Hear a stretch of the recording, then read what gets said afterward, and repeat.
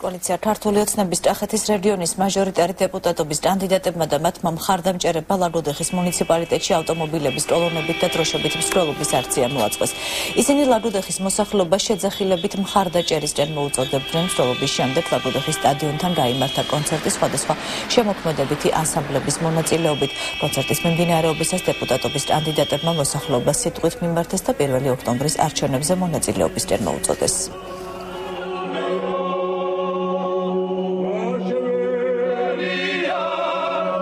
ერთიანობა, რომელიც ჩვენ კახეთის მხარემ მოაჩვენეთ, ეს არის ჩვენი ერთობის და ჩვენი მაგალითი იმისა, რომ 1 ოქტომბერს ყველანი ერთად ბატონ ბიძინა ივანიშვილთან ქართულ ოცნებასთან ერთად გავიმარჯვებთ და დავიწყებთ ლაღის საქართველოს მშენებლობას. ვფიქრობ, რომ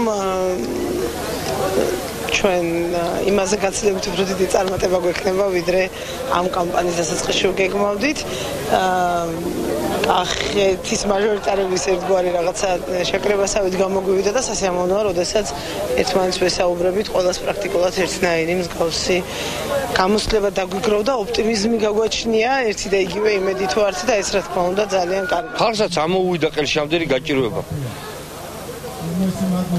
რუსეთის ბაზარი დაკეტილი გვაქვს. ერთიღა დარჩა დამთავრებას, რომ აი აქ ტამოჟნაიევს დააწერონ ვახტა, ციხის ვახტა.